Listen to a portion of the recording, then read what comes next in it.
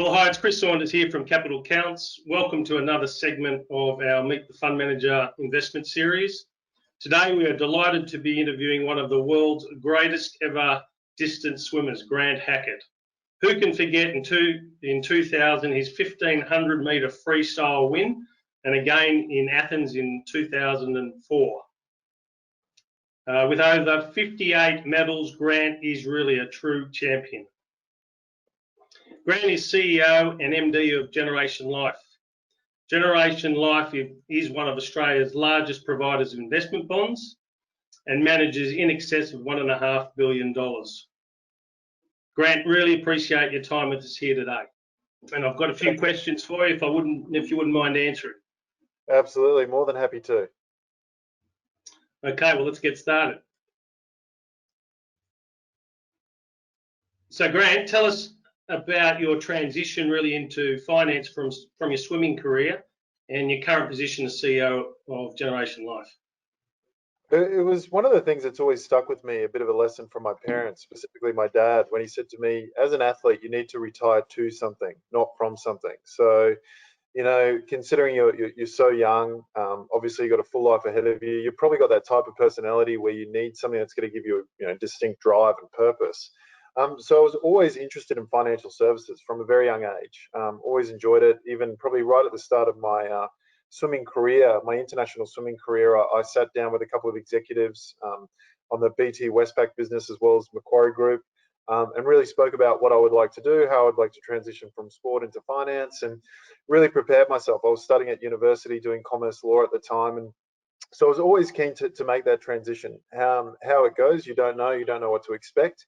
The frustrating thing for me was I always felt like I was starting behind the eight ball because I'd had 13 years on the national swim team as captain, and then you think, oh, how much time have I missed out on my peers and how much catching up do I have to do? And I think that's just my natural competitive drive. And, you know, I found as soon as I moved into that industry, there were so many characteristics of sport that I was able to transfer over around performance and, you know, just around the discipline and preparation and execution of performance and all the behaviors and principles that go behind that. So for me, I found the transition very different in the sense that, you know, you have to eat a lot of humble pie, because effectively when you get to the level of sport that I did, you're kind of the global CEO of what you do. And then all of a sudden on a Monday morning, you go into Collins Street and you're not the best at the table. So you have to recognize that quickly and then to kind of find your way through all that to get to a position that you can feel proud of, and that you feel like you can really contribute towards the business. So I spent many years in banking and finance post my swimming career. I ran a couple of other businesses. Got the call up from Rob Coombe, who was a former BT CEO, current chairman of MLC, and he said, look, I've personally bought into this business. I've got a 10% stake. It's a listed company. Changes to superannuation. Great opportunity to get back into investment bonds. Not many things come back from the 80s, but this is one of those, as he put it. And I worked with him in growing a lot of his growth portfolios when he ran the Westpac Retail and Business Bank. And so, yeah, got back into this business, ran the sales team for a while. We got a significant increase in the first year of 72%, and we've continued to grow from there. And yeah, I came on board as a CEO of the group a couple of years ago, and then more recently, CEO and Managing Director of the Life business. So, yeah, it's been an interesting transition, an interesting journey. But something that I've really enjoyed and felt that same sense of purpose that I did in sport, certainly in business and with the team that I work with now. Okay, thanks for that. Grant, also, we've just seen some announcements with Generations Life development of some new products. Can you tell us a little bit about those? Yeah, we've got a lot happening across the board with investment bonds, and a lot of the product features that we have. We're truly the innovators in the space. But from a product launch point of view, we recently did a capital raise where we acquired another financial services business, but at the same time, we also raised $10 million to invest into a new lifetime pension product, an annuity product. Longevity risk is one of those things that every single Australian is facing, and we don't necessarily have, you know, a vast amount of solutions out there. And to be totally frank, from a business point of view, the post-retirement asset space is so attractive. I mean, it sits at $566 billion today. In 10 years' time, that will be doubling that particular pool. And we want to be able to address some of the common pitfalls or situations that I guess the baby boomers are going to find themselves in. So we feel like we've got a very competitive product, a market-linked annuity, which will be the first time ever.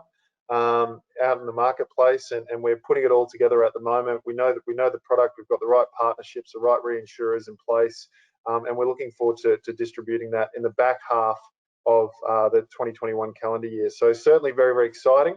And we've also got many exciting product launches within our investment bond as well. So just on investment bonds, obviously our clients may or may not have heard of them, but what are they and how tax effective can they be? So investment bond is effectively, in layman's terms, it's exactly the same as superannuation. It's just a tax structure, but instead of being a tax structure at 15%, it's a tax structure with a absolute maximum rate of 30%.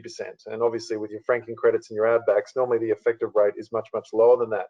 Investment bonds haven't really been as a mainstream financial services product. It's becoming a little bit more mainstream now because of the changes to superannuation, specifically that $1.6 million cap that we saw come in on the 1st of July 2017. And people now have to look for alternatives. Financial advisors have to look for alternatives. If their very best clients, their most wealthy clients, are capped out in superannuation and can't put any more money inside that structure, what is the best alternative that is tax effective and very, very flexible, particularly when you compare it to superannuation?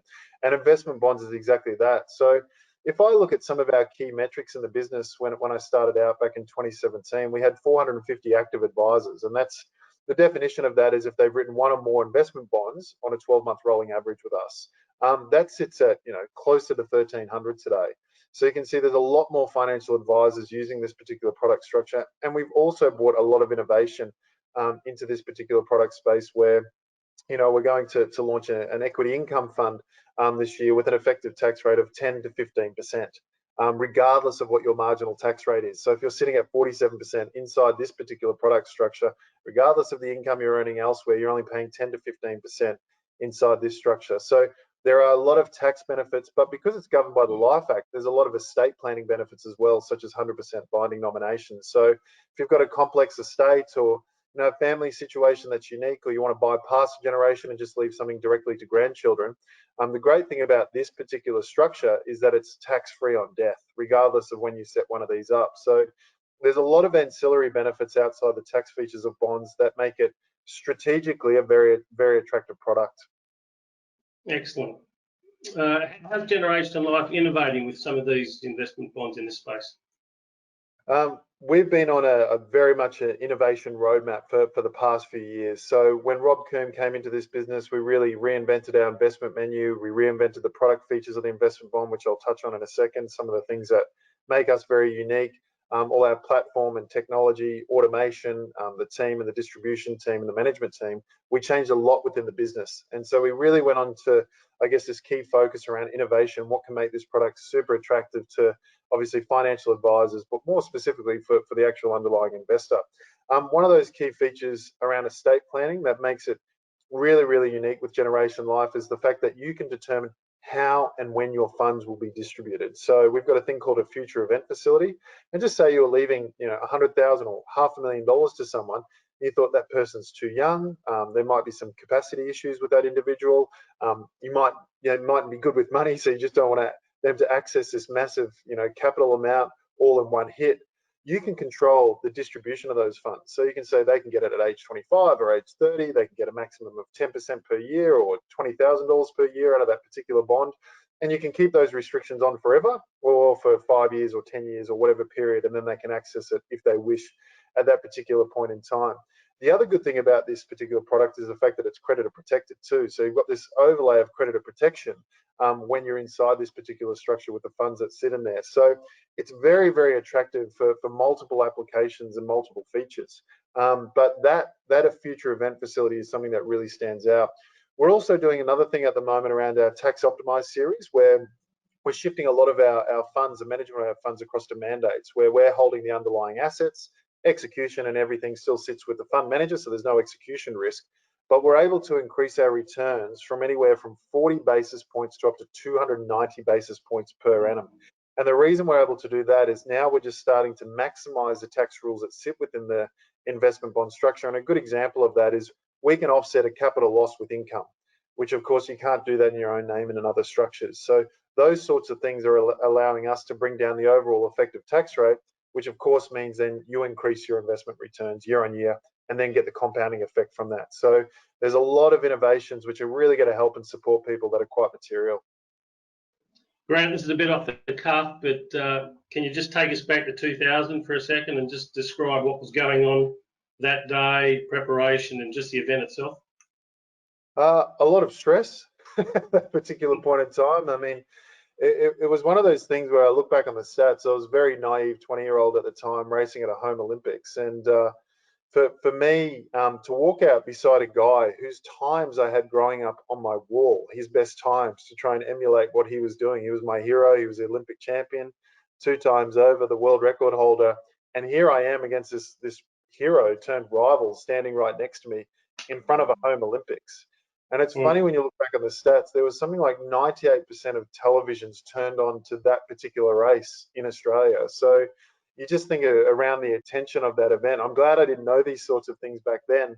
And just the crowd and the intensity of it and how popular Kieran Perkins was at the time too. And I think for me, if there was a dream scenario you could have had, home Olympics, racing against your hero, finishing first and second, my very first individual Olympic gold medal, I just couldn't have, having, men at work play around for the victory lap after the medal ceremony, all that sort of stuff, parents and family in the crowd. So yeah, it was a pretty magical moment. I remember the first time I actually got a bit of space from the world, I think at that stage, because there was just so much attention and interest, was when I got to cool down.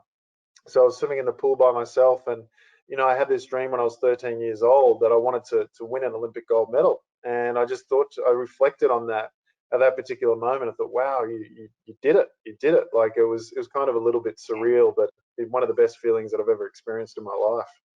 Oh, that's great. Grant, I really appreciate your time today. We've been a long-term supporter of Gen Life. From my client's perspective, if any of you need further information with regards to investment bonds, please call us on 1300 882 166. Search for those customers, clients that have capped out in super or are looking for some tax-effective investments. Generation Life is a leader in this domain and certainly would welcome some calls from you.